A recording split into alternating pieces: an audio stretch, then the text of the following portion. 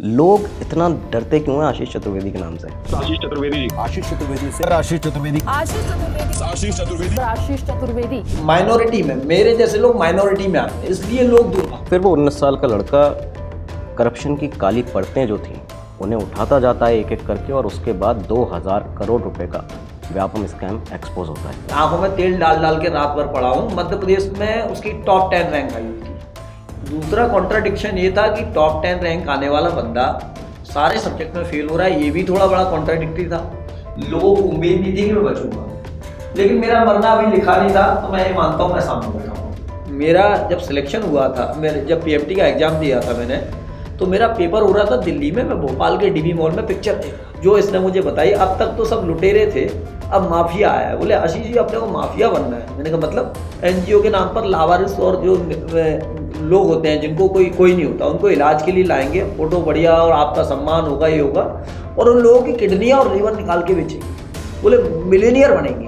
मैंने आपके बारे में जब पढ़ा और मुझे पता चला तो करीबन 14 बार अटैक हुआ है। 18 टाइम 18 बार। आपको याद होगा, आप मेरे साथ सबसे पहले मतलब एज ए जर्नलिस्ट उस जन्मभूमि पर जाने वाले वो पहले व्यक्ति हैं। बिल्कुल। मेरे जाने के बाद मैं आपको लेकर गया था। बिल्कुल। तानसेन का घर इतिहास में आज तक न इतिहासकारों ने खोजा, न भारतीय सरकारों ने खोजा, न पुरातत्व विभाग ने खोजा। एक हेडलाइन मैंने देखी और मेरा ध्यान आकर्षित किया उस हेडलाइन ने कि तानसेन की आत्मा आरटीआई एक्टिविस्ट आशीष चतुर्वेदी जी के सपनों में आके कह रही है कि मेरा घर मुझे वापस दिलाओ। और जो मैं सपने में देखता हूँ वही सेम लोकेशन आप सोचिए मेरे सामने, जिसको फिल्मी कहानी कहेंगे। 4 अलग अलग कमेटियाँ बनी, चारों कमेटियों ने इस बात को माना कि तानसेन का जन्म स्थान आशीष के बताए गए जन्म स्थान पर ही है। तो गेट पर ही लड़कों ने मुझे साइकिल से ही पटक लिया और मारते हुए हॉस्टल में सामने रोड क्रॉस करके हॉस्टल ले गए। ये पूरा प्री प्लान था? तो यार प्री प्लान, क्योंकि उनको पहले से बता दिया गया था कि आने वाला है। एक पुलिस अधिकारी की लड़की थी, डीएसपी की, उसको बोलते तू जल्दी से आ जा, और जिससे क्या है, इसको अपन ने पकड़ लाया है, रोज आरटीआई लगाता है, तो तू कह दियो इसने तेरे कपड़े फाड़े तो उसको थाने में जमा कर देंगे और मुकदमा करा देंगे। जहाँ मैं ट्रीटमेंट करा रहा था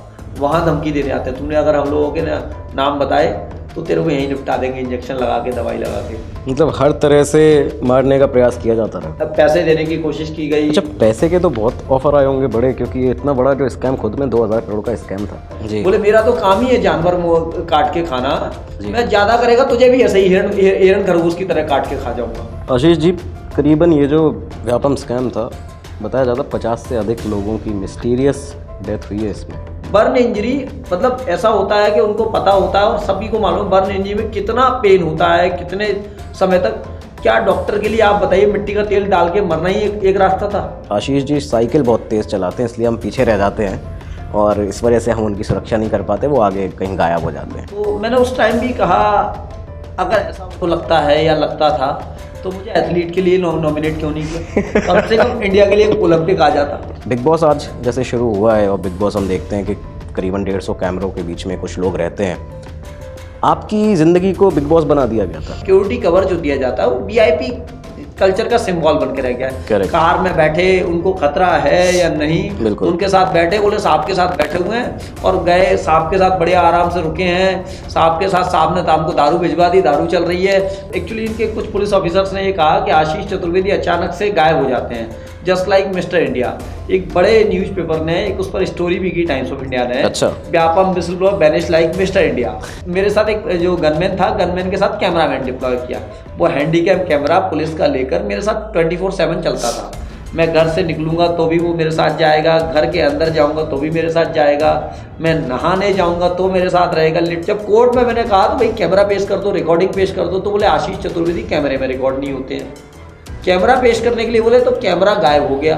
तानसेन जी की प्रतिमा फोटो लेकर जाता हूँ, ये लोग मुझे ऐसे पकड़ते हैं जैसे पता नहीं, मैं पता अजमल कसाब जैसे लेके बॉम्ब घुसा था ताज होटल में।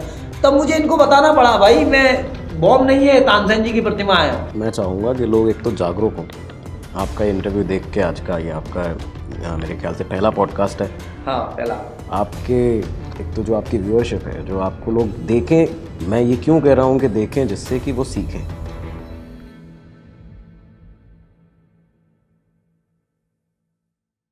नमस्कार दोस्तों, अनटोल्ड स्टोरीज देख रहे हैं आप और मैं हूँ वरुण जौहरी। जय हिंद, जय भारत। दोस्तों, आज तक हमने आपको सैकड़ों कहानियाँ सुनाई हैं भारत के इतिहास से रिलेटेड, क्राइम से रिलेटेड, कई बहुचर्चित जो हस्तियाँ रही हैं, लोग रहे हैं, उनसे रिलेटेड। यहाँ तक कि आपको काफ़ी सारे स्कैम्स के बारे में भी हमने आपको इन कहानियों में बताया है। लेकिन आज का एपिसोड थोड़ा सा अलग होने वाला है, क्योंकि आज हम जिन दो भारत के सबसे बड़े एक तरह से कहा जाए केसेस की बात करने वाले हैं, इसमें ये कहानियाँ जो हैं आपको आज वो हम नहीं सुनाएंगे। ये कहानियाँ सुनाएंगे आपको इन दोनों केसेस के बहुत ही मुख्य किरदार रहे आशीष चतुर्वेदी जी। आशीष चतुर्वेदी जो कि एक आरटीआई एक्टिविस्ट हैं, व्यापम स्कैम के देश का सबसे बड़ा एजुकेशन स्कैम 2000 करोड़ रुपए का करीबन, उसके विसल ब्लोअर, उसी के साथ में एक नया केस जो एक आगे जाके बहुत बड़ा केस भी बन सकता है, जो कि है तानसेन लैंड एनक्रोचमेंट केस। इसका भी पर्दाफाश करने वाले, इसे उजागर करने वाले, करप्शन से लगातार लड़ाई लड़ने वाले आरटीआई एक्टिविस्ट आशीष चतुर्वेदी जी आज हमारे साथ स्टूडियो में मौजूद हैं। सर, आपका बहुत बहुत स्वागत है आशीष जी। कैसे हैं वरुण जी? बढ़िया, कैसे हैं आशीष भाई? बस मैं भी अच्छा हूँ। तो आज शुरुआत करते हैं। बहुत दिनों से सोच रहे थे हम लोग कि इस तरह का एक आपके साथ में वीडियो किया जाए और बताया जाए लोगों को कि आखिर ये स्कैम था क्या, व्यापम, और दूसरी चीज़ तानसेन का जो लैंड एनक्रोचमेंट का केस है ये आखिर क्या है। तो सबसे पहले तो मैं आपसे एक चीज़ आशीष भाई पूछना चाहूँगा, लोग इतना डरते क्यों हैं आशीष चतुर्वेदी के नाम से? मतलब एग्जाम्पल के तौर पर मैं अपने दर्शकों को बता दूँ, एक ग्राउंड को बुक किया जाता है एक शादी के सीज़न में, शादी समारोह के लिए, एक शादी के लिए, और इसमें क्या होता है कि जब गार्डन के मालिक को पता चलता है कि शादी आशीष चतुर्वेदी के घर की है, उनके किसी रिश्तेदार की है, तो गार्डन का मालिक एंड मौके पर देने से गार्डन को मना कर देता है और कहता है कि इसलिए, उसका कारण ये बाद में बताया जाता है कि उसको डर था कि कहीं यहाँ पे बम धमाका ना हो जाए।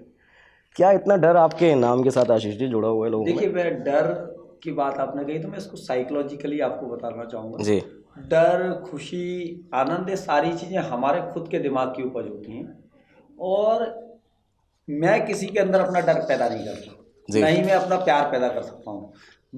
मैं आपको अच्छा लगता हूँ तो स्वाभाविक है आपके मन में मेरे प्रति प्यार पैदा होगा।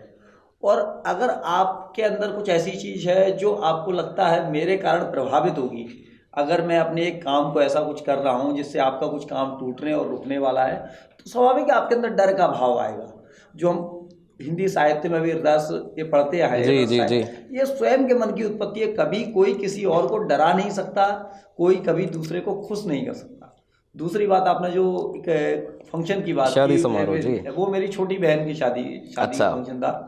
मेरे पिताजी शादी के सारे फंक्शंस की बुकिंग वगैरह कर रहे थे, तो गार्डन ओनर को बात करके वो गार्डन बुक करने गए। गार्डन बुक करने के बाद लास्ट टाइम पर जब शादी की जो डेट थी 28 फरवरी, उससे 2 दिन पहले मेरी सिस्टर की शादी का कार्ड लगाते टाइम मुझ पर अटैक हुआ। अटैक किया व्यापम घोटाले के कुछ आरोपियों के नज़दीकियों ने, चूंकि व्यापम घोटाले में एक मामले में मेरी डेट थी उन्हीं के कुछ मामले, बिल्कुल, और अटैक हुआ तो मेरे साथ मारपीट हुई, असॉल्ट हुआ उस पूरे मामले में, फिर एफआईआर हुई। नेक्स्ट डे सारी चीज़ें मीडिया और पब्लिक में पब्लिश हुई इसी एंगल से कि व्यापम घोटाले के वजह आशीष चतुर्वेदी अपनी बहन की शादी का कार्ड लगा रहे थे। गार्डन ओनर को भी ये बात पता लगी, पापा को फ़ोन करता है जिस दिन शादी का मेन फंक्शन के दिन, बोले आपकी बुकिंग कैंसिल कर दी। पापा ने कहा भाई क्यों, पैसे हम दे चुके हैं, बाकी जो तुमको रिमेनिंग देना है वो भी दे देंगे। बोलता नहीं, आपने बताया नहीं कि आशीष चतुर्वेदी आपका लड़का है। यही मैं जानना चाह रहा हूँ कि आखिर इस नाम के साथ में लोगों के मन में वो जो भय है वो क्यों है? मैं वही बता रहा हूँ, क्योंकि भय और प्रेम दोनों चीज़ें अलग अलग हैं, और होती सिर्फ इस कारण से है क्योंकि भय और प्रेम हर व्यक्ति के मन में होता है। बिल्कुल। लेकिन क्या है, वर्तमान समय में जो माइनॉरिटी में, मेरे जैसे लोग माइनॉरिटी में आ गए, इसलिए लोग दूर भागते हैं। दोस्तों, इस वीडियो में आगे बढ़ने से पहले एक बहुत ही ज़रूरी अनाउंसमेंट आप लोगों के लिए। देखिए, अनअकैडमी अब सिर्फ ऑनलाइन ही नहीं, ऑफलाइन भी अवेलेबल है, और ऑफलाइन सेंटर्स जो हैं वो आपके लिए हमेशा तैयार हैं आपकी यूपीएससी की जर्नी को आसान बनाने के लिए। आपके जो ऑफलाइन सेंटर्स हैं वो दिल्ली में है, बिहार में है, उत्तर प्रदेश में है। दिल्ली के करोल बाग में मुखर्जी नगर में आपका सेंटर है, पटना में बिहार के अंदर आपका सेंटर है, और उत्तर प्रदेश में प्रयागराज के सिविल लाइंस में सेंटर है। और इन सभी सेंटर्स पर आपके लिए जो एक स्पेशल कोर्स स्पेशल डिस्काउंट के साथ में आया है वो है GS foundation course for 2026 and 2027। ये कोर्स जो आपको दिया जा रहा है वो है एक बहुत ही स्पेशल डिस्काउंटेड प्राइस पे, जो है 59,999 रुपीज़ में। अब एक बार जान लीजिए कि ये जो आपके कोर्सेज हैं ये शुरू कब से होने वाले हैं इन ऑफलाइन सेंटर्स पर।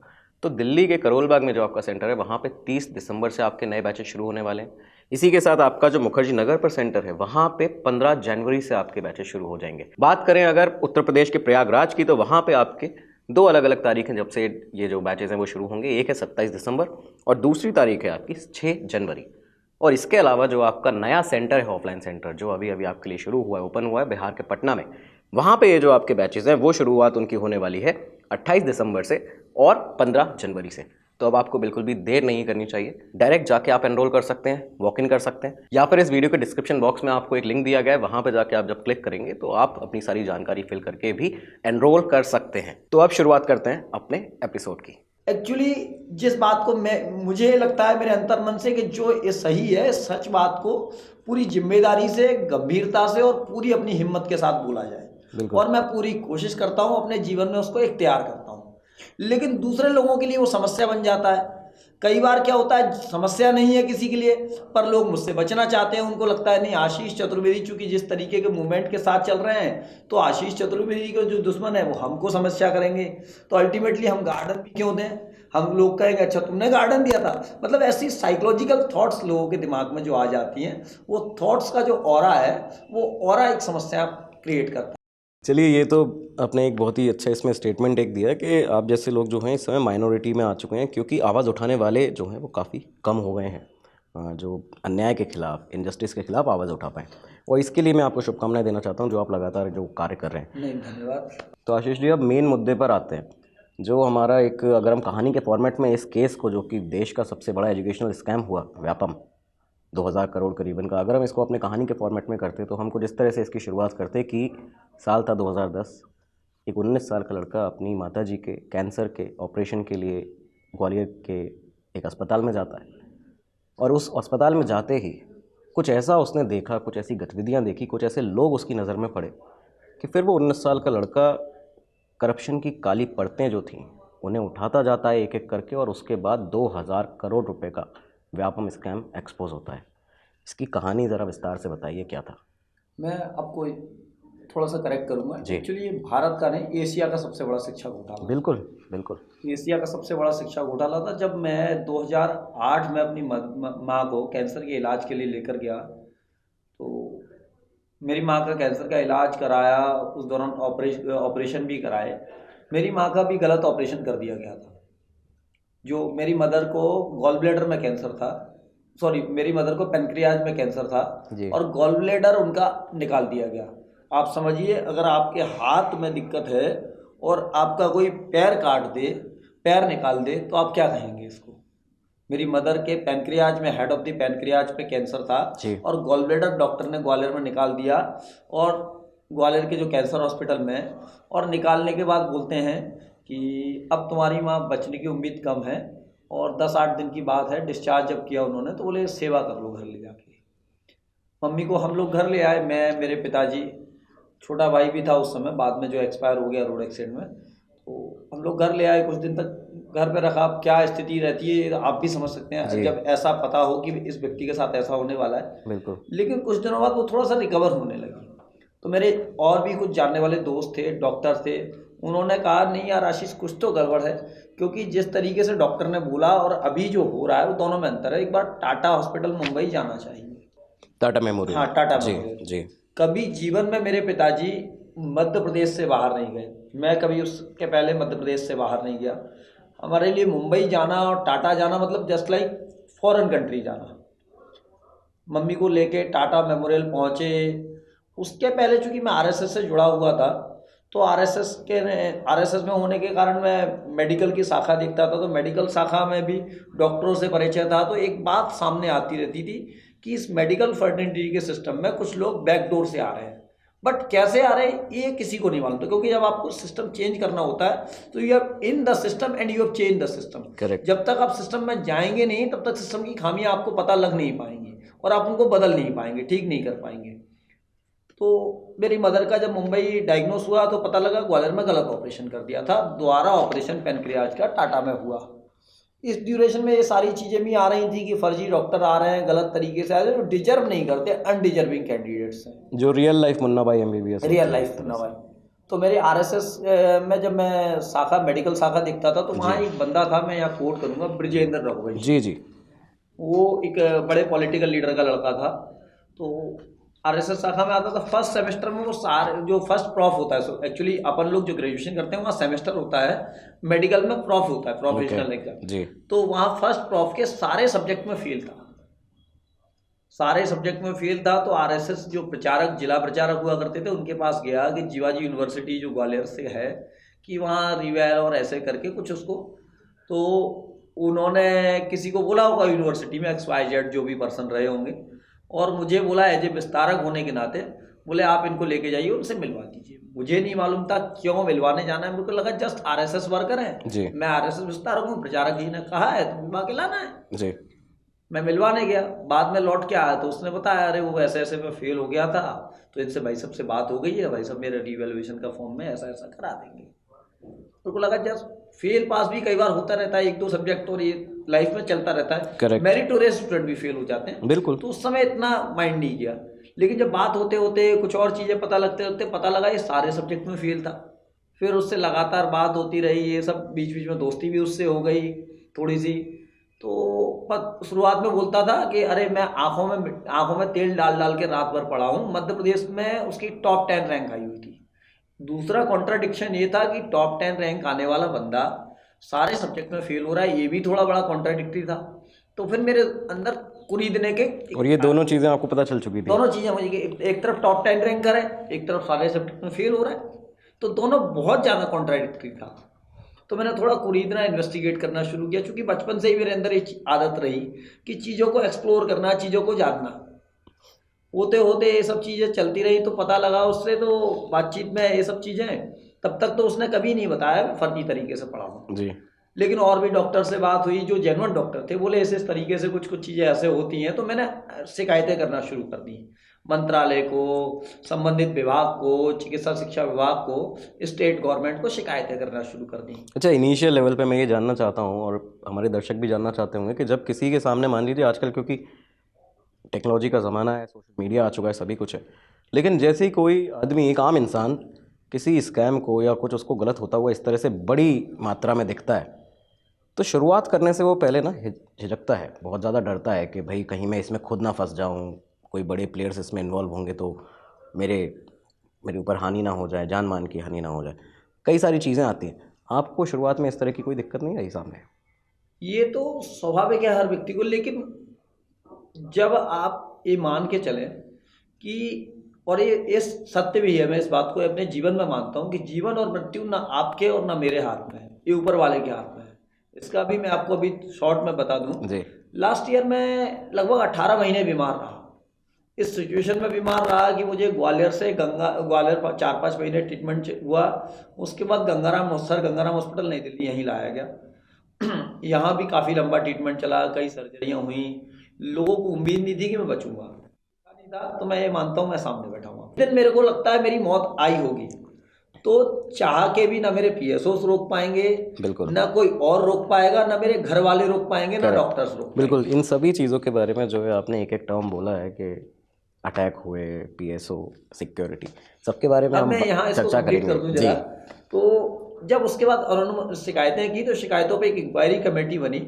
इंक्वायरी कमेटी में पूरे ऑल ओवर मध्य प्रदेश के 135 स्टूडेंट आइडेंटिफाई किए जो फर्जी तरीके से सिलेक्ट हुए थे।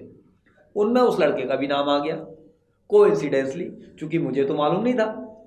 जब नाम आ गया, मैं उस समय एक कैंप में था, RSS के कैंप में होते तो वहाँ मोबाइल जमा हो जाते हैं और मोबाइल अलाउड नहीं होते। छोटा वाला मोबाइल मेरे पास कीपैड वाला हुआ करता था, तो उसने लगातार फ़ोन किए होंगे, लेकिन मेरे पास फ़ोन से बात नहीं हो पाई। वहाँ और भी डॉक्टर्स आते थे, तो वो एक डॉक्टर साहब बोलते थे तुम्हारा रघु का नाम आ गया फर्जीवाड़े में, वो दूसरे डॉक्टर साहब मेरे को बोलते थे। मैंने कहा आ गया होगा, जो भी रहा रीजन XYZ। तो बाहर आया तो तुरंत इसके फ़ोन देखे, ये मुझे लेने आया, इसने पूरी कहानी बताई और बोलता आशीष भाई ऐसा ऐसा हो गया, क्योंकि इसने बता रखा था बहुत मेहनत करके पढ़ा हुआ है। तो मैंने कहा नहीं कोई दिक्कत नहीं, तुम तो बहुत मेहनत करके और ये सारी चीज़ें, गलत हुआ, तुम्हारा नाम जनरल जो आदमी कहेगा वही मैंने कहा। मैंने कहा अपन कोर्ट में केस करते हैं और सरकार की बैंड बजाएंगे। भाई किसी एक मेरिटोरियस स्टूडेंट का गलत तरीके से फर्जीवाड़े में, मैंने कहा एक तो डिफेम कर दिया, तुमको एक जस्ट सिचुएशन पे लाके खड़ा कर दिया। मैंने कहा तुमको तो भाई इस बात की लड़ाई लड़नी चाहिए। तो बोले 2 मिनट पेशेंस रखो। वो ले गया अपने रूम पर, पूरी कहानी उसने बताई। बोले ऐसा नहीं है, एक्चुअली क्या है मेरा जब सिलेक्शन हुआ था, मेरे जब पीएमटी का एग्ज़ाम दिया था मैंने, तो मेरा पेपर हो रहा था दिल्ली में, मैं भोपाल के डीबी मॉल में पिक्चर देख रहा था। तो 2 मिनट के लिए मैं एकदम शॉक रह गया, स्तब्ध हो गए आप, शॉक हो गए मतलब कि जी। ऐसा भी पॉसिबल है कि बंदा भोपाल के डीबी मॉल में, मैंने कहा पिक्चर क्यों देख रहा था? बोले वो मेरे पापा ने कहा था कि अगर ऐसा ना हो ड्यूरिंग द एग्जामिनेशन के टाइम आधे 1 घंटे पहले से और आधे 2 घंटे बाद तक कहीं कोई रोड पर एक्सीडेंट, कोई विवाद, कोई डिस्प्यूट, तो प्रजेश दूसरी जगह शो ना हो जाए, कहीं शो ना हो जाए उसका हाँ, फेस। तो एक ही पिक्चर के 2 शो एक साथ देखे उसने, क्योंकि उसको तो पहले से देखना थे और बाद तक देखना थे। कुल मिला के ये विडंबना मैंने कहा है। आप मुझसे क्या चाहते हो? बोले पापा ने कहा है, बोले आशीष से पापा ने इसकी स्कीम बताई है। मैंने कहा बताओ क्या स्कीम बताई है? बोले पापा ने कहा है चूँकि सरकारें बहुमत से डरती हैं, तो अभी 135 हैं, 135 को अपने को 1300 करना है, तो और सारे फर्जी मुन्ना भाइयों को बाहर निकालोगे तो सरकार झुक जाएगी, तो हमारा नुकसान नहीं होगा।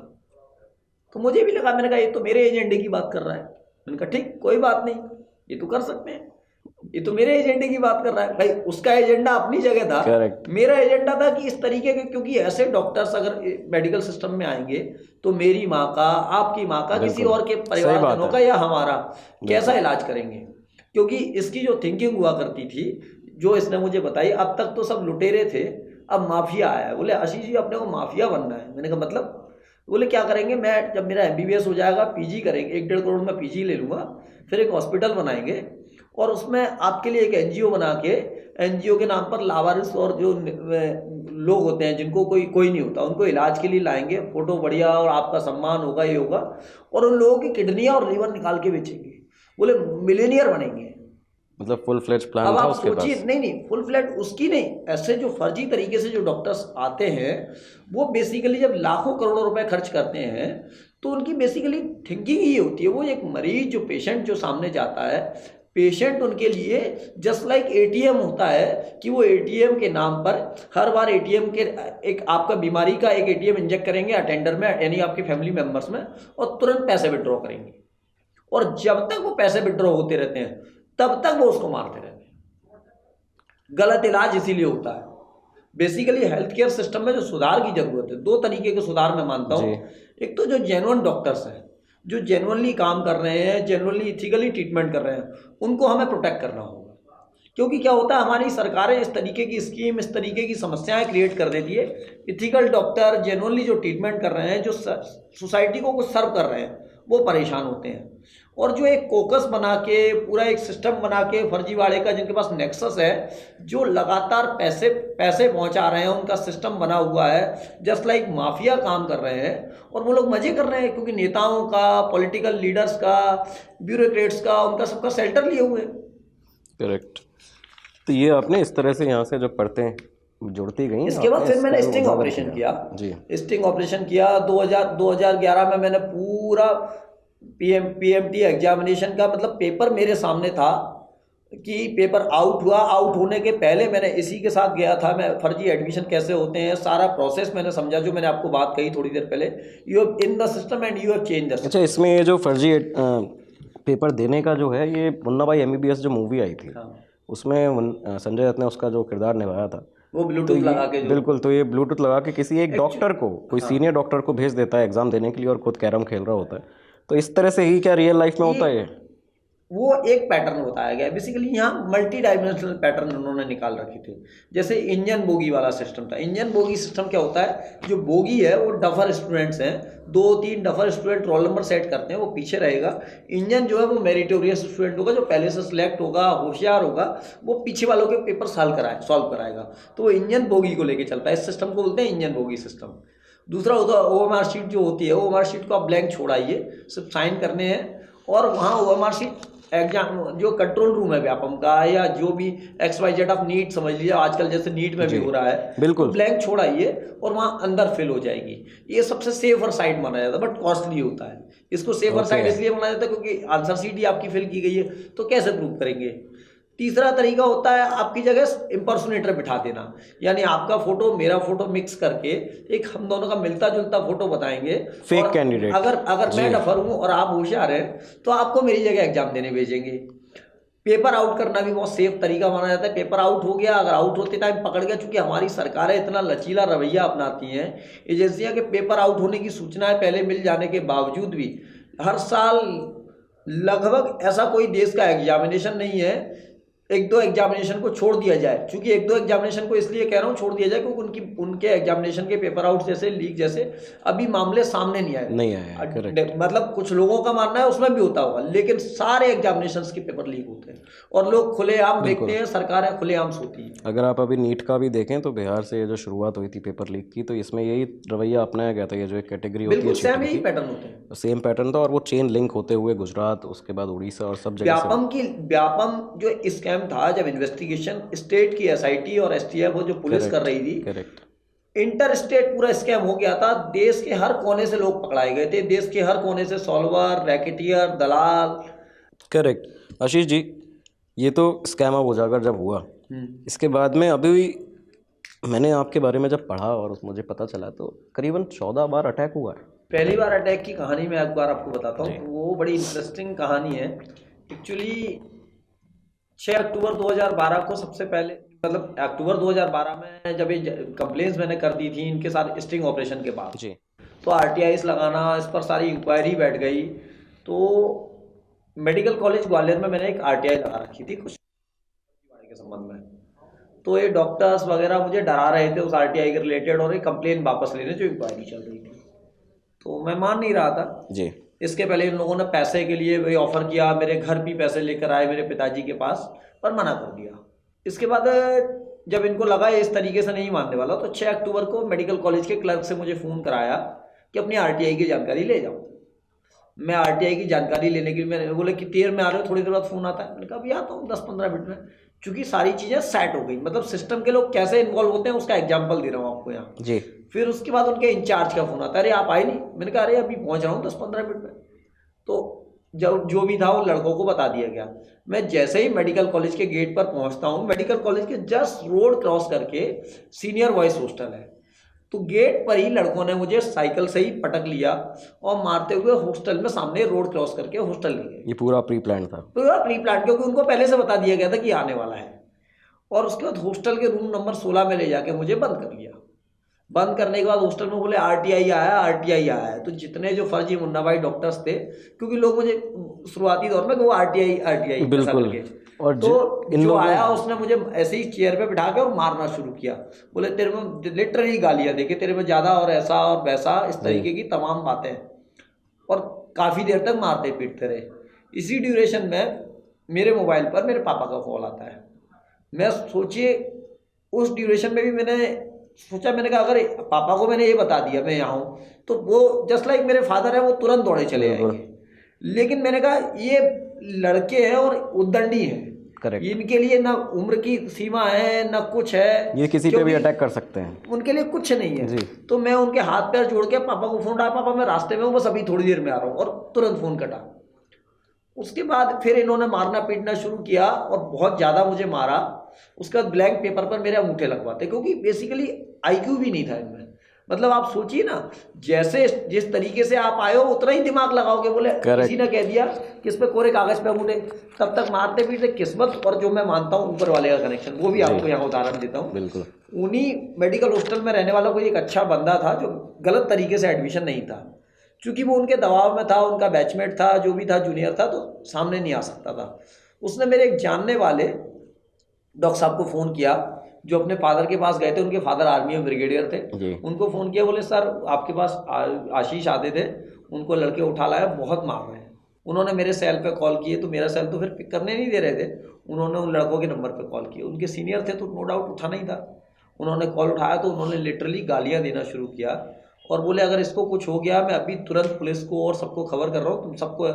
तो लड़कों को लगा सीनियर को भी पता लग गया है, ऐसा हो गया है, तो उन्होंने कहा छोड़ना तो है ही, बात आउट हो जाएगी, एक्सपोज हो जाएंगे तो नहीं। उसके बीच में लड़कों को तो उन्होंने कहा छोड़ना तो है ही, तो लड़कों ने ब्लैंक पेपर पे मेरे अंगूठे लगवाए। एक पेपर पर मुझसे लिखवाया कि मैंने जो आरटीआई में जानकारी मेडिकल कॉलेज से मांगी है, क्योंकि उनकी सेटिंग तो थी कि ये वहाँ सबमिट कर देंगे, तो वो मैं जानकारी नहीं चाहता हूँ, ऐसा कुछ। और फिर तब तक उन्होंने एक लड़की को, अपनी बैचमेट को फ़ोन लगाया जो खुद फर्जी मुन्ना भाई डॉक्टर थी, एक पुलिस अधिकारी की लड़की थी, डीएसपी की। उसको बोलते तू जल्दी से आ जा और जिससे क्या है, इसको अपन ने पकड़ लाया जो रोज आरटीआई लगाता है, तो तू कह दियो इसने तेरे कपड़े फाड़े तो उसको थाने में जमा कर देंगे और मुकदमा करा देंगे। Fake allegation. Fake allegation. उसको भी आप देखिए, मेरी किस्मत लड़की ने, मतलब मैं जनरली मानता हूँ कोई भी एक भले घर की, ठीक घर की लड़की, या जो लड़की खुद को रेपुटेटेड होगी, खुद की बिल्कुल। कुछ मतलब इस तरीके की गलत इमेज वाली लड़की नहीं होगी, तो वो तुरंत लड़कों से कहेगी कैसी बेवकूफ जैसी बातें कर रहा है। Correct. मैं कोई, मेरा कैरेक्टर भी तो कुछ है, वो तुरंत बोलती है मेरे को 1 घंटा लग जाएगा आने में। उसने ये नहीं कहा तू बात कैसे कर रहा है, बोले मतलब लड़का कह रहा है तू अपने मतलब कपड़े वो- फाड़ लेना, और वो तैयार है। आप सोचिए ना, वो भी तैयार मतलब थे। क्योंकि जी। उनके लिए जस्ट लाइक डॉक्टर बनना फर्स्ट प्रायोरिटी है। बाकी Correct. ना रेपुटेशन, ना इमेज, ना कैरेक्टर, उसका कोई मतलब नहीं है। बिल्कुल। उसके बाद फिर जब मेरी स्थिति ज़्यादा खराब हो गई, उन्होंने क्योंकि इतना मारा ही था, तो मुझे रोड साइड उन्होंने ड्रॉप कर दिया, हॉस्टल के बाहर छोड़ दिया। वहाँ से कोई मुझे थाना लेकर गए, फिर मैं थाने से मेरा मेडिकल होने आया तो आईसीयू में एडमिट रहा थी 2-3 दिन। अगले दिन न्यूज़ फ्लैश हुई, जीआरएमसी में आरटीआई कार्यकर्ता की हत्या का प्रयास। फिर ये लोग मुझे मेडिकल, जहाँ मैं ट्रीटमेंट करा रहा था, वहाँ धमकी देने आते हैं, तूने अगर हम लोगों के नाम बताए तो तेरे को यहीं निपटा देंगे, इंजेक्शन लगा के, दवाई लगा के। मतलब हर तरह से मारने का प्रयास किया जाता रहा। लगातार ये तो सब चलता रहा। मतलब हर तरीके के प्रेशर आए, पॉलिटिकल, फाइनेंशियली जो आप बोलते हैं, आपको पैसे देने की कोशिश की गई। अच्छा, पैसे के तो बहुत ऑफर आए होंगे बड़े, क्योंकि ये इतना बड़ा जो स्कैम खुद में 2000 करोड़ का स्कैम था। कई अलग अलग मोड पर आपको बड़े पैसे का ऑफर आया होगा। कभी ऐसा दिमाग में नहीं आया कि ये इतना दिक्कत हो रही है, जान पर बनाई है, मुश्किल आ रही है? नहीं, मैं आपको एक बात कहूँ, देखिए पैसे के ऑफर आए इसमें मैं मना नहीं करूँगा, बिल्कुल सही बात। लेकिन बड़ा पैसा जब माना, जब कहिए मेरे लिए क्या बड़ा है, पहले मुझे तय करना। वो मेरा जो अंदर से दिल कह रहा है, मेरा सोल कह रहा है कि ये सही, मेरा सच बड़ा है या वो पैसा बड़ा है। मेरे लिए मेरा सच बड़ा है। आखिरी अटैक, जैसे कि आपने 18 अटैक बताए, कई इस तरह के प्रयास किए जाते रहेंगे। आखिरी बार क्या अटैक, किस तरह का अटैक हुआ था, कब हुआ था? अभी जैसे परसों ही किसी ने मेरे को मारने की कोशिश की। एक्चुअली मैं उसमें अटैक्स पर आपको एक बात और कहूँ, अटैक तो खैर कई बार हुए, कई बार धमकियाँ मिली, लेकिन इसमें सिस्टम बड़ा इन्वॉल्व। जैसे मेरे साथ कई 5 या 6 घटनाएं ऐसी हुई जिसमें मैंने कोई इन्फॉर्मेशन सरकार को, सरकारी एजेंसी को दी किसी मामले में एक्शन करने के लिए। अब सरकारी एजेंसी के लोगों ने अगर मेरी इन्फॉर्मेशन को लीक कर दिया तो निश्चित रूप से मेरी जान को खतरा होना है, दुश्मनी होनी है। देख, क्योंकि लोग, आम आदमी क्यों नहीं शिकायत करता, इसका सबसे बड़ा उदाहरण यही है। क्योंकि जब जैसे आम आदमी शिकायत करता है तो क्या करते हैं, पुलिस वाले हों, अरे वो तुम्हारे पीछे लगा है, हम थोड़ी कुछ कर रहे हैं, क्योंकि उनका तो एक्चुअली महीना बंधा हुआ है। करेक्ट। अभी जस्ट एक कुछ दिनों पहले की बात है, फॉरेस्ट में जी एक फॉरेस्ट का रेस्टोरेंट चलता है ग्वालियर में जी। तो वहाँ 2 महीने पुरानी बात है, एक हिरण का बच्चा, नील गाय का बच्चा, एक व्यक्ति ने अपने पास इलीगली तरीके से पोजीशन में ले रखा था। Okay. और वो पहले खरगोश वगैरह, फॉरेस्ट के कई सारे रिजर्व जो एनिमल्स रहते हैं, Schedule उनको A में मारकर उनको मारकर खा चुका था। मुझे पता लगा तो मैं चूंकि वहाँ निकला, वहाँ गया, मैंने उसको बोला तू इसको अगले दिन में ही जमा करा देना, या तो फॉरेस्ट को या चिड़ियाघर वालों जी। को। नेक्स्ट डे उसने नहीं सबमिट कराया ना, ऐसा कुछ मैंने पता कराया तो नहीं। मैंने उसके बाद ग्वालियर के सीनियर ऑफिसर्स को, जो एडमिनिस्ट्रेशन के थे, पुलिस के थे और फॉरेस्ट के थे, तीनों को इन्फॉर्म किया तो वो रेस्क्यू हुआ, रेस्क्यू होके गया। लेकिन इन्होंने बोले वो आशीष चतुर्वेदी करा रहा है। अब उससे हुआ क्या, वो व्यक्ति मेरे लिए दुश्मनी लेके बैठ गया। मैं चूंकि वहाँ वो रेस्टोरेंट चलाता है, कोइंसिडेंटली वहाँ फिर पहुँचा अभी परसों अपने एक फ्रेंड के साथ पहुँचा, तो वो आप सोचिए मुझे धमकी देने आया। बोले मेरा तो काम ही है जानवर काट के खाना, मैं ज्यादा करेगा तुझे भी ऐसे ही हिरण खरगोश की तरह काट के खा जाऊंगा। और लिटरली मारने आ गए। फिर मैंने ऑफिशियल्स को बताया, उसके बाद केस रजिस्टर्ड हुआ। केस रजिस्टर्ड होने के जब उनको लगा तो उनकी वाइफ झूठे एलिगेशन लगाने को आ गई कि इन्होंने ऐसा किया। मैंने कहा जो करना है आप बोलिए, कोई दिक्कत नहीं है। और क्योंकि वहाँ कैमरेज वगैरह सब लगे हुए थे, मुझे लगता है मैंने कुछ गलत नहीं किया। मेरा मानना ये, छोटी से छोटी, बड़ी से बड़ी कोई भी घटना होती है आदमी को रिपोर्ट करानी चाहिए। संविधान यही कहता है, कानून का पालन। क्योंकि मेरा काम गुंडागर्दी करना, जूता उतार के आदमी को मार, मेरा काम है कानूनी रूप से कार्रवाई करना। बिल्कुल, और ये बहुत ही बहादुरी का काम भी है। नहीं, बहादुरी है या जो भी है, लेकिन मुझे लगता है क्योंकि अच्छाई और सच्चाई दो ऐसी चीज हैं जो बैंक में जमा धन की तरह है। आज आप करिए तो जरूर, मैं जैसे आज यहाँ दिल्ली में किसी के साथ, मान के चलिए सपोज दैट आप अननोन पर्सन के साथ, लोग अच्छाई नहीं करते इसलिए मैं बताता हूँ, अननोन पर्सन के साथ आप अच्छाई यहाँ कर दीजिए और जब आपको जरूरत पड़ेगी ऊपर वाला आपको उसी जगह पर, जब भले ही आप इस दुनिया के किसी भी कोने में हो, वहां कैश करा देगा। ये Correct. बैंक में जमा पैसे की तरह है और आपके पास एटीएम कार्ड की तरह है। तो अच्छाई और सच्चाई हमेशा इन दोनों को फॉलो करते रहना चाहिए। बिल्कुल, उम्मीद है काफ़ी लोग इससे प्रेरित हों। आशीष जी, करीबन ये जो व्यापम स्कैम था, बताया जाता 50 से अधिक लोगों की मिस्टीरियस डेथ हुई है इसमें। 50 से अधिक लोग, बिल्कुल, जिसमें लगभग 62 के अराउंड 62 के अराउंड लोग हैं जिनकी मिस्टीरियस डेथ ये हुई तो काउंटेबल है, रहस्यमयी परिस्थितियों और भी में, हैं। रहस्यमयी परिस्थितियों में, जिनका कभी एक्सीडेंट हो गया, कभी किसी को आकस्मिक निधन हो गया, उसको भी बताया गया कि ये व्यापम के बेसिकली क्या द्वारा है, किया ये गया है। एक लिंक्ड क्राइम था। बेसिकली अगर कोई एक लिंक ब्रेक कर देंगे तो आगे वाले एक्यूज को, पीछे वाले एक्यूज को बेनिफिट मिलेगा। तो लिंक ब्रेक करने के लिए, इस स्कैम की इन्वेस्टिगेशन की लिंक्स ब्रेक करने के लिए मर्डर्स कराए गए और उसमें काफ़ी सारे स्टूडेंट्स को भी मारा गया है। काफ़ी सारे स्टूडेंट, मेडिकल कॉलेज के डीन का भी मर्डर हुआ, जो अपने घर में, आप सोचिए ना, जबलपुर मेडिकल कॉलेज के डीन जो व्यापम स्कैम इन्वेस्टिगेशन की केस में एक बहुत महत्वपूर्ण गवाह थे, वो अपने, सबसे पहले तो मेडिकल कॉलेज का डीन एक बहुत बड़ा पद होता है। डीन के घर में मिट्टी का तेल कैसे, क्या कर रहा था? डीन ने मिट्टी का तेल डाला क्योंकि मेडिकल के डॉक्टर्स को मालूम होता है कि मरने के सबसे आसान तरीके क्या है और सबसे वर्स्ट तरीके क्या है जिससे कष्ट होगा। बर्न इंजरी, मतलब ऐसा होता है कि उनको पता होता है और सभी को मालूम बर्न इंजरी में कितना पेन होता है, कितने समय तक। क्या डॉक्टर के लिए आप बताइए, मिट्टी का तेल डाल के मरना ही एक रास्ता था और कोई रास्ता नहीं हो सकता था? बहुत आसान स्लो पॉइजन ले सकते थे, कई सारे रास्ते थे। डॉक्टर के घर में घासलेट मिला, वो मिट्टी का तेल डाल के 150 मीटर दूर कैजुअलिटी था, जबकि बर्न के केस में आदमी गोल्डन टाइम जो बोलते हैं 30 मिनट में पहुंच जाए तो बच जाता है। Correct. 150 मीटर दूर कैजुअलिटी था, कैंपस में ही रहते थे और वो बचे नहीं। ये अपने आप में सस्पिशियस आपको उसमें नहीं बड़ी लगता? बात कि वो डीन थे। ये बड़ी बात वही ये कह रहा है। हूँ, 150 मीटर दूर कैजुअलिटी है, उनका डाइन डिक्लेरेशन डीडी तक नहीं हो पाया। मतलब इतना कितना जल गए। क्या आपको नहीं लगता ये सारी परिस्थिति टेक्निकली ये सस्पिशियस है? लेकिन चूंकि जांच एजेंसियां सरकारों के दबाव में करती हैं काम, उन्होंने क्लीन चिट दे दी।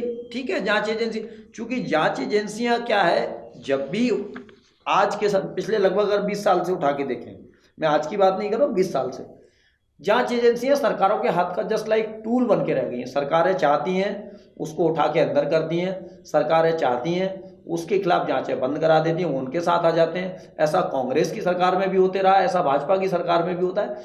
ये थ्योरी हमको बदलनी होगी। Ashish ji, as a activist, मैं एक दूसरे सवाल पे आने वाला था, लेकिन क्योंकि आपने दोनों कुछ राजनीतिक पॉलिटिकल पार्टीज़ का भी नाम लिया है, तो मैं सिर्फ आपसे एक ओवरव्यू जानना चाहता हूँ। क्योंकि एज अ एक्टिविस्ट देखिए, 3 तरह के कुछ ही तरह के लोग हैं जो कैटेगरीज डिवाइडेड हैं। एक आम जनता है, आपके नेता होते हैं, मंत्री होते हैं, या तो पॉलिटिशियंस हैं, जो भी प्रशासन शासन है, ठीक है। उसके अलावा आपकी स्पेशल फोर्सेस, जितनी भी चीज़ें हैं। लेकिन एक आम आदमी जब उठ के एक्टिविस्ट बनता है, जैसे कि आप 19 साल का लड़का, उसने क्या क्या देखा और वो आज आरटीआई एक्टिविस्ट बना और काफ़ी अच्छे काम कर रहे हैं।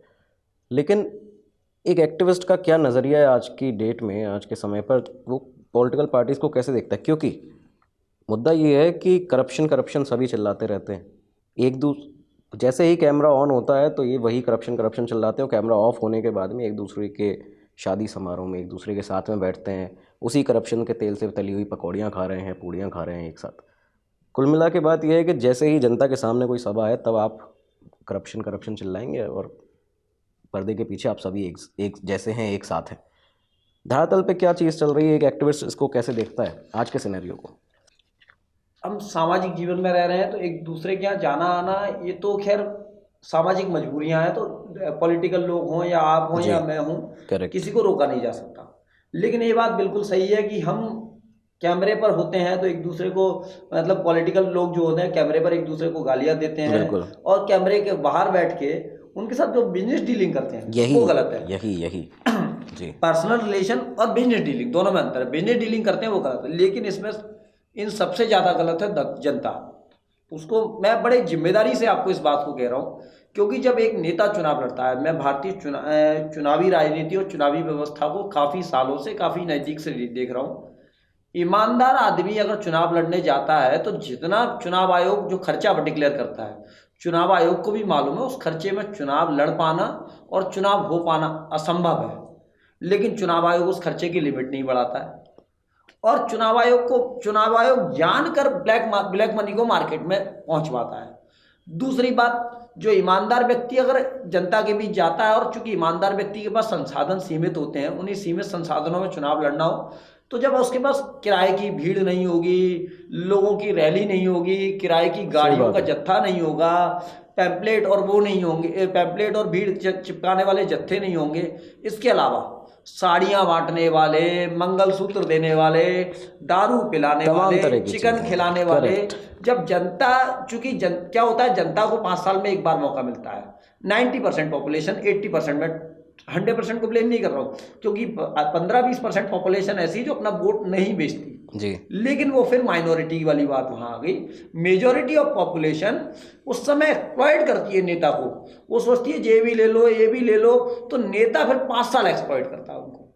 बहुत बड़ा पॉइंट बोला आपने, बिल्कुल सही बात है।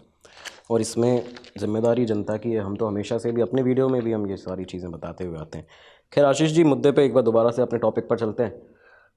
मैं ये जानना चाह रहा था कि आपके साथ में, जैसे कि आपने बताया कि 64 लोगों पे करीबन जो उनकी रहस्यमय मौतें हुई, आपको आपके ऊपर अटैक होने के बाद में आपको सिक्योरिटी दी गई, आपके साथ में अभी भी सिक्योरिटी जो है रहती है, लेकिन आपने अपनी ही सिक्योरिटी पे एक दफ़ा सवाल भी उठाए थे। मुझे याद है एक न्यूज़ चैनल का शो था जिसमें किलर ऑफ व्यापम के नाम से ये सीरीज़ थी, और उसमें कहा गया सिक्योरिटी जो आपकी थी उस समय उनके द्वारा कि आशीष जी साइकिल बहुत तेज़ चलाते हैं, इसलिए हम पीछे रह जाते हैं और इस वजह से हम उनकी सुरक्षा नहीं कर पाते, वो आगे कहीं गायब हो जाते हैं। दूसरी चीज़ एक और मैं जानना चाहता हूँ आपसे कि बिग बॉस आज जैसे शुरू हुआ है, और बिग बॉस हम देखते हैं कि करीबन 150 कैमरों के बीच में कुछ लोग रहते हैं।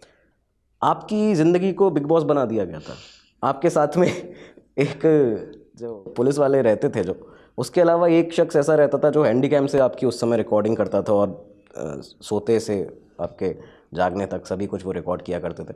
इस फेस के बारे में बताइए पहले आपके पहले सवाल का जवाब दूं जी। कि पुलिस ऑफिशियल्स ने कहा, पुलिस के लोगों ने कहा साइकिल, तो मैंने उस टाइम भी कहा अगर ऐसा उनको लगता है या लगता था तो मुझे एथलीट के लिए नॉमिनेट क्यों नहीं किया? कम से कम इंडिया के लिए एक ओलंपिक आ जाता, कम से कम एक ओलंपिक, शायद कोशिश तो करते जी। इंडिया के लिए कोई गोल्ड ब्रॉन्ज कुछ तो लेके आते। और दूसरी बात, आपके जवान जिनकी फिटनेस ट्रेनिंग पर आप इतना सारा खर्चा करते हैं, एक जवान जब अपॉइंट होता है तो लाखों रुपए, क्या वो इतने अनफिट हैं कि वो साइकिल नहीं चला पा रहे? क्योंकि बेसिक बात है, आपके यहाँ जो सिक्योरिटी पर्सनल दिए जाते हैं, सिक्योरिटी कवर जो दिया जाता है, वो वीआईपी कल्चर का सिंबल बन के रह गया है। कार में बैठे उनको खतरा है या नहीं, उनके साथ बैठे, बोले साहब के साथ बैठे हुए हैं और गए, साहब के साथ बड़े आराम से रुके हैं, साहब के साथ साहब ने तो हमको दारू भिजवा दी, दारू चल रही है, 4 काम करा लिए। बेसिकली क्या जेन्युइन जो काम है, अगर जेन्युइनली आपको सिक्योरिटी करना पड़े, जेन्युइनली आपको पुलिसिंग करना पड़े, जहाँ क्राइम कंट्रोल, आप देखिए, अगर जो एक हम पुराने समय में फिल्मों में एक डायलॉग सुनते थे कि पुलिस वाला चाले तो उसके थाना क्षेत्र में मंदिर से चप्पल भी चोरी ना हो। बिल्कुल। एक्चुअली में अगर पुलिस ये चाह ले, एक्चुअली में अगर एडमिनिस्ट्रेशन ये चाह ले कि करप्शन ना हो, मैं नेताओं की बात नहीं कर रहा हूँ, नेता कुछ भी चाहते रहे, एडमिनिस्ट्रेशन के लोग एक साल के लिए ये सोच लें बेसिकली करप्शन आता कहाँ से है, ये सारी चीज़ें पनपती कहाँ से हैं। आईएएस जो बनता है, आईएएस बनने तक आदर्श की, सोशल एथिक्स की बातें करते हैं, क्योंकि किताबें पढ़ के खूब सारा ज्ञान लिया होता है। 1 साल जब जाते हैं एकेडमी से निकल के, उसके बाद ही लगता है मेरे बैच वाला वो वहाँ अपॉइंट हो गया। कैसे हो गया? उन्होंने वो वाले नेताजी ने उनको वहाँ कलेक्टर, अब दूसरे वाले जाएंगे, नेताजी ने बोला 1 करोड़ रुपए लूंगा मैं तो वहाँ के कलेक्टर बनाने के, तो वो 1 करोड़ रुपए। अरे भाई, अगर 1 साल आईएएस लॉबी, आईपीएस लॉबी, जो आईएएस लॉबी है, ये सोच ले कि किसी भी पद पर, जहाँ जिले में कलेक्टर बैठे, पीएस बैठे, अल्टीमेटली बैठेगा तो उन्हीं के ग्रुप का व्यक्ति। हम लूप लाइन में रहेंगे तो क्या दिक्कत है? बिना पैसे के पोस्टिंग कराना जिस दिन इस देश में शुरू हो जाएगा, भ्रष्टाचार का खात्मा उस दिन शुरू हो जाएगा। आपने जो एक अभी बात कही कि अगर एक पुलिस वाला चाह ले तो उसके जो थाना प्रभारी जो है वो चाह ले तो उसके स्टेशन के आसपास कोई क्राइम नहीं हो सकता। इसका एक रियल लाइफ एग्जांपल है 1982 के आसपास, 82 में भारत का एक पहला जो एनकाउंटर हुआ। वैसे तो चंबल में, आप चंबल से आते हैं, चंबल में काफ़ी सारे डकैतों के, डाकू के एनकाउंटर पहले भी होते रहे, लेकिन एक बड़े लेवल पर जो जैसे मुंबई अंडरवर्ल्ड जिसे कहा जाता है, 1982 के दिशा में एक एनकाउंटर जो हुआ सबसे पहला मनिया सुरवे का, बहुत शूट आउट बडाला नाम से उस पर फिल्म बनी। शायद आपने भी कोई एपिसोड जी बिल्कुल बिल्कुल, मैंने एपिसोड भी उस पर किए हुए हैं, काफ़ी सारे एपिसोड हमारे ऐसे। लेकिन मैं आपको बताऊं, उस समय मुंबई पुलिस के जो कमिश्नर थे जूलियो रिबेरो, ये उनका स्टेटमेंट था जो आपने बात कही। उन्होंने पुलिस क्लब में जो मीटिंग ली थी इस एनकाउंटर से पहले, उन्होंने कहा था कि आज से, इस वक्त से, हर पुलिस स्टेशन का जो इंचार्ज होगा वो उस एरिया का सबसे बड़ा गैंगस्टर होना चाहिए। मुझे बाकी कोई और गैंगस्टर नहीं चाहिए, कोई गैंगस्टर नहीं चाहिए। उस पुलिस स्टेशन का इंचार्ज जो हो वो सबसे बड़ा गैंगस्टर हो अपने इलाके का। कोई और, अब भाई, कोई दादा, कुछ ये सब नहीं चाहिए। और इसी के बाद 10 लोग हैं, हिट लिस्ट उनकी बनी, उसमें से एक नाम मन्या सुरवे का था, और पहला एनकाउंटर तब जाके हुआ। तो ये बहुत सही बात कही है आपने। और दूसरी बात सिक्योरिटी की, तो जैसा आपने बताया कि आप तो खैर गवर्नमेंट सिक्योरिटी की बात कर रहे थे कि लोग आजकल शोबाजी में इसको अपनाते हैं। साहब आपने उनको भी सिक्योरिटी करने की आदत नहीं रही बिल्कुल, ना। आपने साहब देखा होगा कि आजकल तो कई प्राइवेट लोग ऐसे होते हैं जो अपनी सिर्फ शोबाजी के लिए अपने साथ, इसीलिए उन सिक्योरिटी पर्सन को भी वो ट्रेनिंग, वो आदत नहीं है कि एक्चुअल में सिक्योरिटी करें। उनको आदत ही वो है कार में बैठ के लग्जरी की। करेक्ट, लग्जरी अचीव करना बुरी बात नहीं है, पर लग्जरी का आदी हो जाना, मतलब मैं वो, अगर मेरे अंदर लग्जरी चाहने की इच्छा है, ये गलत बात नहीं है, पर ये आदत आ जाए कि मेरे पास लग्जरी नहीं रहेगी तो मैं जी नहीं पाऊंगा, ये गलत बात है। पॉइंट। अच्छा, बिग बॉस जो आपकी लाइफ को बना दिया था, इस पे सर आप बताइए कि कैसे एक कैमरामैन हमेशा रहता था। एक्चुअली क्या है, मेरे वेयर अबाउट्स पता करने के लिए पुलिस ने एक स्कीम लगाई कि एक्चुअली इनके कुछ पुलिस ऑफिसर्स ने ये कहा कि आशीष चतुर्वेदी अचानक से गायब हो जाते हैं, जस्ट लाइक मिस्टर इंडिया। एक बड़े न्यूज़पेपर ने एक उस पर स्टोरी भी की, टाइम्स ऑफ इंडिया ने। अच्छा। Vyapam whistle blower vanish like mister India. Actually police ने एक रिपोर्ट सबमिट की कि आशीष चतुर्वेदी की साइकिल में कुछ एक ऐसी टेक्निक है कि अचानक से गायब हो जाते हैं, गार्ड से शिकायत करते हैं। एक्चुअली ये सब इनका प्रोपोगेंडा था, मिस्ट्री साइकिल बना दिया, प्रोपोगेंडा था। प्रोपेगेंडा के बाद इन्होंने मेरे साथ एक जो गनमैन था, गनमैन के साथ कैमरामैन डिप्लॉय किया। वो हैंडीकैम कैमरा पुलिस का लेकर मेरे साथ 24/7 चलता था। मैं घर से निकलूंगा तो भी वो मेरे साथ जाएगा, घर के अंदर जाऊंगा तो भी मेरे साथ जाएगा, मैं नहाने जाऊंगा तो मेरे साथ रहेगा। लिटरली मतलब मेरी छोटी बहन की मैरिज में हमने कैमरामैन हायर नहीं किया, सारे मतलब वो, चूंकि जिस फंक्शन में मैं खड़ा हूँ, चाहे महिलाएं घर की नाच रही हैं, इस तरीके से उन्होंने हर जगह वो कैमरामैन इन्फ्रिंज की, मतलब हर जगह महिला, जबकि रोकने टोकने मना करने के बाद मानते नहीं थे। बोले हमको तो साहब के ऑर्डर है, मैं कहाँ जा रहा हूँ, किससे मिल रहा हूँ, सब रिकॉर्ड करते, मेरे वेयरहाउस पता करते थे। इस पूरे मामले को लेकर जब 9 जजेस का जजमेंट आया सुप्रीम कोर्ट का, आपको याद होगा, privacy under the fundamental right, तो उसके बाद मैंने ग्वालियर हाई कोर्ट में पिटीशन फाइल की। उस जजमेंट के बाद इंडिया की पहली पिटीशन है मेरी राइट टू प्राइवेसी की, आज तक पेंडिंग है। दूसरा, आप इसका दुर्भाग्य देखिए, मेरे साथ रिकॉर्डिंग हो रही है, सारा मीडिया, मतलब नेशनल मीडिया ने भी उसको चलाया, चूंकि एक यूनिक अलग तरीके का मामला था, किसी के साथ कैमरामैन चल रहा है पुलिस वाला। सही बात है। और उसके बावजूद भी जुडिशियली एक तरफ हम जहाँ कहते हैं सुमोटो कॉग्निजेंस लेते हैं, एक तरफ सरकार है, अधिकारी, सबको दिख रहा है और सारे लोग कह रहे हैं नहीं वो आशीष क्या है, वो हम आशीष की सुरक्षा के लिए रिकॉर्ड कर रहे हैं। जब कोर्ट में मैंने कहा तो भाई कैमरा पेश कर दो, रिकॉर्डिंग पेश कर दो, तो बोले आशीष चतुर्वेदी कैमरे में रिकॉर्ड नहीं होते हैं। कैमरा पेश करने के लिए बोले तो कैमरा गायब हो गया। कुल मिला के आपके ऊपर नजर रखी जा रही थी तो लगातार 1 साल से, 1 साल के लगभग, 1 साल मतलब लगातार मुझे मेंटली, फिजिकली हर तरीके से टॉर्चर किया गया। राइट टू प्राइवेसी का तो वायलेशन आपका, तो राइट टू प्राइवेसी तो कुछ बचा ही नहीं। जब आप सोचिए, मैं नहाने जा रहा हूँ वो रिकॉर्ड कर रहे हैं, मैं किसी से मिलने जा रहा हूँ वो रिकॉर्ड कर रहे हैं, तो राइट टू प्राइवेसी तो कुछ बचा ही नहीं। घर के बाहर कैमरास भी लगाए गए थे? नहीं, घर के बाहर कैमरा नहीं, हैंडीकैम पर्सनल हैंडीकैम डिप्लॉय किया गया था। अच्छा आशीष जी, ये तो खैर व्यापम से रिलेटेड उस दौरान की ये सारी बातचीत है। अभी हाल ही में ये जो प्रेजेंट टाइम जिसमें अभी हम बैठे हैं राजधानी दिल्ली के अंदर, इस समय एक बहुत चर्चित केस धीरे धीरे बनता जा रहा है जो आपके द्वारा ही उठाया गया है, जिसमें तानसेन लैंड एनक्रोचमेंट का ये जो केस है, इसके बारे में एक तो व्यूअर्स को बताइएगा, और दूसरी चीज़ इसका थोड़ा सा बैकग्राउंड के आखिर ये शुरुआत कैसे हुई थी, क्योंकि मैं तो जानता ही हूँ, आप ज़रा व्यूअर्स को ज़रूर बताइए। तानसेन लैंड इंक्रोचमेंट के साथ है तानसेन की जन्मभूमि। आपको याद होगा, आप मेरे साथ सबसे पहले, मतलब एज ए जर्नलिस्ट, उस जन्मभूमि पर जाने वाले वो पहले व्यक्ति हैं। बिल्कुल। मेरे जाने के बाद मैं आपको लेकर गया था। बिल्कुल। तानसेन का घर इतिहास में आज तक न इतिहासकारों ने खोजा, न भारतीय सरकारों ने खोजा, न पुरातत्व विभाग ने खोजा। ग्वालियर को तानसेन की जन्मभूमि, ग्वालियर में एक बेहट है, बेहट को तानसेन की जन्मभूमि इतिहास में कहा जाता रहा है। लेकिन भाई अचानक से मेरे दिमाग में एक प्रश्न आता है, कहीं से ये बात आती है। और क्योंकि जब कल्पना करते तानसेन के बारे में, मैंने लगातार कुछ समय पढ़ना चालू किया, देखा कि वह क्या क्या होता है। एक चीज़ और बताऊं मैं आपको, ड्रीम साइंस अगर आपने सुना हो, जी सपनों का विज्ञान। जी तो जब किसी चीज़ को आप भावनात्मक रूप से आप जुड़ जाते हैं, चाहे वो अच्छा हो, बुरा हो, दुख सुख जो भी हो, वो आपकी कल्पनाओं में, विचारों के रूप में अचेतन मन में आने लगता है। बिल्कुल। जब तानसेन के बारे में मैंने ये अध्ययन किया तो तानसेन जी की आत्मा मेरे सपनों में आने लगी। जी, इसके बारे में मैंने पढ़ा कि एक हेडलाइन मैंने देखी और मेरा ध्यान आकर्षित किया उस हेडलाइन ने कि तानसेन की आत्मा आरटीआई एक्टिविस्ट आशीष चतुर्वेदी जी के सपनों में आके कह रही है कि मेरा घर मुझे वापस दिलाओ। तो इसके तानसेन पीछे जी का की क्या? आत्मा जी तो मेरे सपनों में आने लगी जी और उनका घर के लिए पुकार कर रही। कुछ ऐसा मुझे आभास हुआ, मुझे बताया गया कि बेहट में एक अचानक से वो ऐसा प्रीव्यू मुझे दिखाया गया कि इस जगह पर मेरा घर है। और मैं बेहट में जाता हूँ उस गांव में, और जो मैं सपने में देखता हूँ वही सेम लोकेशन आप सोचिए मेरे सामने, जिसको फिल्मी कहानी कहेंगे, मेरे ये सामने होती है। जो आपने सपने में देखा ये एक्चुअल में बेहट और में था? उसके पहले मैं लाइफ में कभी बेहट नहीं गया। एक बार बेहट जाता हूँ, जो मैं सपने में इमेजिन कर रहा हूँ, जो मेरी कल्पना शक्ति से मैं देख रहा हूँ, वही मुझे सामने है। तो ये कहीं ना कहीं ईश्वरीय शक्ति तो है। बिल्कुल। तो अब जब आरटीआई इसके बाद मुझे जी जब इसके बारे में खोज की, जब गहराई से पता जी लगाया, तो पता लगा तानसेन का जन्म इस एक खंडरनुमा घर में हुआ, जो मैंने उस समय आपको बताया था। उसके बाजू में बने हुए एक घर और है जो बड़ा, जी जहाँ तानसेन के माता पिता के देहांत के बाद वो गडरिया समुदाय के साथ रहे।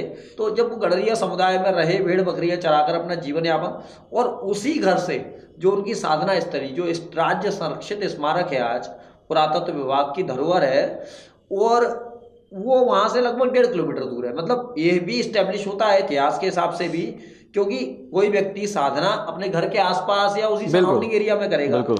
इस पूरे मामले को जब मैंने टेक्निकल रिपोर्ट बनाकर सारी तथ्यों और जानकारी के साथ उस समय के कलेक्टर कौशलेंद्र विक्रम सिंह जी को सौंपा, जी तो उन्होंने कमेटी बनाकर जांच कराई। प्राइमरी कमेटी जो रेवेन्यू की थी, उन्होंने मेरी बातों को सही माना, लेकिन मामला आर्कियोलॉजी से जुड़ा हुआ था, तो मामला पुरातत्व विभाग को भेज दिया गया इस पूरे मामले की जांच कर उस धरोहर को संरक्षित करने के लिए, यदि वो धरोहर है तो। पुरातत्व विभाग ने भी लंबी जांच की, 4 अलग अलग कमेटियां बनी। चारों कमेटियों ने इस बात को माना कि तानसेन का जन्म स्थान आशीष के बताए गए जन्म स्थान पर ही है। और आप सोचिए 2020, 2021 और 2023, 22 में स्किप कर रहा हूँ क्योंकि 22 में मैं बीमार होके जी बिल्कुल, आपने जैसा हॉस्पिटलाइज हो गया बताया। था, तो ये मामला मैं फॉलोअप नहीं ले पाया था। 22 में मैंने फॉलोअप नहीं लिया। उसके बाद 2024 लगातार मैं मामले को फॉलोअप कर रहा हूँ। सरकार 5 साल में तानसेन को उनके घर का अधिकार, उनका जन्म स्थान, जो तानसेन का अधिकार है, जो जिसके नाम से भारत देश का पर्यायवाची कहा जाता है, अगर Correct. विदेशों में हम जाएं तो तानसेन को भारत का पर्यायवाची कहा जाता है, उनको उनका घर नहीं दे पाई। तो आम आदमी को ये घर देने का वादा करते हैं, किस तरीके से आम आदमी को उनका घर दे पाएंगे? आशीष जी, मैंने जैसा इसमें इस एपिसोड के शुरुआत में भी एक चीज़ कही थी कि लोग आशीष चतुर्वेदी के नाम से इतना डरते क्यों हैं, इसका एक और एग्जांपल मुझे देखने को मिला था।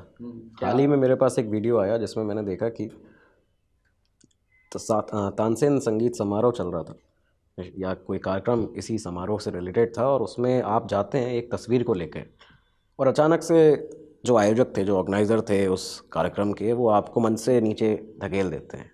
और फिर आपने एक स्टेटमेंट कहा कि ये तानसेन की तस्वीर है, कोई बम नहीं है।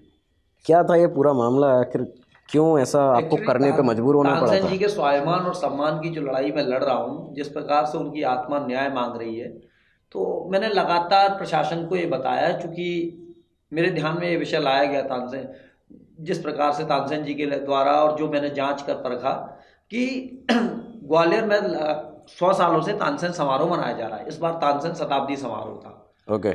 लेकिन जिस व्यक्ति की याद में, जिस व्यक्ति के सम्मान में या श्रद्धांजलि के रूप में आप समारोह मना रहे हो, ना उसकी प्रतिमा है, ना फोटो है, ना उसको माल्यार्पण है, ना उसको कोई पुष्प है, ना कोई दीपक है, और आप कह रहे हो उसकी याद में समारोह कर रहे हो, जबकि जो मंच पर बैठे अतिथि आए हैं, उन अतिथियों को आप माल्यार्पण कर रहे हो, उन अतिथियों को पुष्पगुच्छ दे रहे हो। ये जो परंपरा हमारे देश में चली आई नेताओं और अधिकारियों की चापलूसी की, करेक्ट। वो चापलूसी परंपरा के कारण जिस व्यक्ति के नाम पर इतना बड़ा समारोह कर रहे हो, आप उस व्यक्ति को बुलाए दे रहे हो। मैंने 3 दिन पहले जिला प्रशासन को और कई लोगों को बताया, मैंने कहा आप तानसेन समारोह में लगातार इस तरीके की अनदेखी कर रहे हैं। तानसेन जी की प्रतिमा, फोटो विधिवत रूप से रखें, उसका माल्यार्पण कर, उसका सम्मान करें, अन्यथा ये बर्दाश्त नहीं होगा। लेकिन इन लोगों ने चूंकि चाटुकारिता की सीमाएं पार कर रहे हैं, ऐसा इनको करना नहीं था। तो तानसेन समारोह के अलंकरण के दिवस मैं वहाँ तानसेन जी की एक प्रतिमा जो फोटो मेरे पास थी, जी। मैंने अपने अपने घर लिए बनवा रखी थी, वो मैं लेकर पहुंचा माला माला के साथ। मैंने कहा अगर इन लोगों ने रख दी होगी तो स्वाभाविक रूप है मैं अपनी फ़ोटो अपने घर लेकर आ जाऊंगा, और नहीं रखी होगी तो वहाँ जो भी जिम्मेदार अधिकारी होंगे उनको सौंप कर इसको मंच पर स्थापित कराकर माल्यार्पण करके वापस बैठेंगे, कार्यक्रम देखेंगे, और ये लोग नहीं चाहेंगे तो वापस आ जाएंगे। लेकिन आप सोचिए, मैं कोई बम लेकर नहीं गया, कोई ऐसा असला बारूद लेकर नहीं गया, आप मंच पर अतिथियों का स्वागत कर रहे हैं, दूसरे लोगों को माल्यार्पण कर रहे हैं, मतलब जिसको चापलूसी कह रहे हैं, चापलूसी कर रहे हैं। वहाँ तानसेन जी मौजूद ही नहीं है जिसके सम्मान में, तो क्या गलत किया? मैं तानसेन जी की फोटो लेकर जाता हूँ, ये लोग मुझे ऐसे पकड़ते हैं जैसे पता नहीं, मैं पता अजमल कसाब जैसे लेके बॉम्ब घुसा था ताज होटल में। तब मुझे इनको बताना पड़ा, भाई मैं बॉम्ब नहीं है, तानसेन जी की प्रतिमा है। और अगर आप तानसेन जी की प्रतिमा से इतना डर रहे हो तो इसका मतलब सच्चाई से आपको डर है ना, क्योंकि ये तो सच है। अगर मैं गलत हूं तो आप हटा देते। अब उस प्रतिमा के लिए भी मेरी, उस फोटो के लिए भी मेरी लड़ाई अभी चल रही है जी। क्योंकि उस फोटो को इन्होंने वहां जमीन पर रखवाया गया, अतिथियों के पीछे एक स्थान दिया जहां मैंने माल्यार्पण किया, लेकिन किसी व्यक्ति ने उठकर ये जहमत नहीं की जिसके सम्मान में एक कार्यक्रम है, जब फोटो मंच पर आ गई तो उसका माल्यार्पण करने। बिल्कुल आशीष जी, जिस तरह के काम आप कर लेते हैं, आम आदमी कई बार हिम्मत नहीं कर पाता। कई बार ऐसा देखा जाता है सामने कि अन्याय होता हुआ देख भी या गलत चीज़ें होती हुई देख भी कोई आवाज़ चाह के भी नहीं उठा पाता है। व्यूअर्स को नागरिक जागरूक बने, इसके लिए क्या एक मैसेज देना चाहते हैं? लोगों के अंदर क्या है, बेसिकली लोग चाहते तो हैं कि अच्छा करें, ईमानदारी से रहें, पर दूसरे से अपेक्षा करते हैं दूसरा करे, गलत का विरोध दूसरा करे, ईमानदारी का पालन दूसरा करे। मतलब जो कुछ करना है हमको नहीं करना जब तक लोग अपने से आत्मसात नहीं करेंगे, क्योंकि ये देश हमारा है। देश एक बहुत गंभीर बीमारी से जूझ रहा है, जो कैंसर से भी ज़्यादा गंभीर बीमारी है, और ऐसी बीमारियों का इलाज बिना सर्जरी के नहीं हो सकता। वो बीमारी है भ्रष्टाचार, वो बीमारी है अत्याचार जो आम आदमी सह लेता है। जब तक इनका प्रतिकार हम नहीं करेंगे, हम कभी भी परम वैभव को, इस देश को वापस से, भारत को वो गौरव, वो उस गौरव की पुनर्स्थापना नहीं कर पाएंगे। बिल्कुल आशीष जी, आपने इतना समय दिया, धन्यवाद उसके लिए। धन्यवाद आपका भी। मैं चाहूँगा कि लोग एक तो जागरूक हों। आपका इंटरव्यू देख के, आज का ये आपका मेरे ख्याल से पहला पॉडकास्ट है। हाँ, पहला। आपके एक तो जो आपकी व्यूअरशिप है, जो आपको लोग देखें, मैं ये क्यों कह रहा हूँ कि देखें, जिससे कि वो सीखें आवाज़ उठाना। देखिए, मेरी भी अपेक्षा, मेरी भी आपके चैनल के माध्यम से भी अपील है कि लोग अपने स्तर पर, हर व्यक्ति जहां हम खड़े हैं, हम पूरे देश को स्वच्छ नहीं बना सकते। अगर हम 4 मीटर के दायरे में स्वच्छता कर सकते हैं, स्वच्छता से मतलब है भ्रष्टाचार की सफाई, अत्याचार की सफाई, अनाचार की सफाई, तो उस 4 मीटर के दायरे में अगर प्रत्येक व्यक्ति सफाई करेगा तो ये पूरा देश साफ हो जाएगा। बिल्कुल, यही कि लोग सीखें चीज़ों को आगे किस तरह से ले जाया जाता है बिना डरे। निष्पक्षता के साथ में मीडिया भी अपनी खबर दिखाए, और लोग भी, जो आपने 4 मीटर के दायरे की बात की या 20 मीटर के दायरे में, आप बस अपने आसपास, अपनी सीमाओं के अकॉर्डिंग आप आसपास अन्याय ना होने दें। बिल्कुल। तो कई सारी जो कुरीतियाँ हैं या जो पुरानी चली आ रही चीज़ें हैं, प्रेजेंट में जो क्राइम्स हो रहे हैं, वो कई हद तक मिट चुकी होंगी निश्चित रूप से। और हम एक बहुत अच्छे भारत का निर्माण कर रहे हैं। बिल्कुल। तो इसी के साथ अब विदा लेते हैं आप लोगों से। आशीष चतुर्वेदी जी, आरटीआई एक्टिविस्ट, हमारे साथ में। तो सर, आपका बहुत बहुत धन्यवाद। धन्यवाद आपका भी एक बार फिर से। बिल्कुल, और आगे देखते हैं जो भी अपडेट होगा, तो आपके लिए नेक्स्ट एपिसोड भी हम इस तरह से लेकर आएंगे। और आप भी अपनी रिक्वेस्ट जो है कमेंट बॉक्स में ज़रूर बताइएगा कि अगला इंटरव्यू या पॉडकास्ट आपको किन के साथ में चाहिए, जो आपके इस तरह के, देखिए, जो कई सारे अननोन हीरोज़ हैं हमारे भारत में, अलग अलग स्टेट्स में हैं, शहरों में हैं, उन्हें सामने लाने की ज़रूरत है। और यही हमारा अभी एक प्रयास शुरू किया है हमने यहाँ पे अनअकैडमी के माध्यम से, अनटोल्ड स्टोरीज़ बाय अनअकैडमी के माध्यम से। तो यहाँ पे आज के हमारे जो अननोन हीरो आशीष चतुर्वेदी जी, और अगले जो आपकी रिक्वेस्ट हैं वो भी ज़रूर बताइएगा। कई सारे और भी पॉडकास्ट आपके लेकर आएंगे। तब तक के लिए देखते रहिए अनटोल्ड स्टोरीज़ बाय अनअकैडमी। धन्यवाद।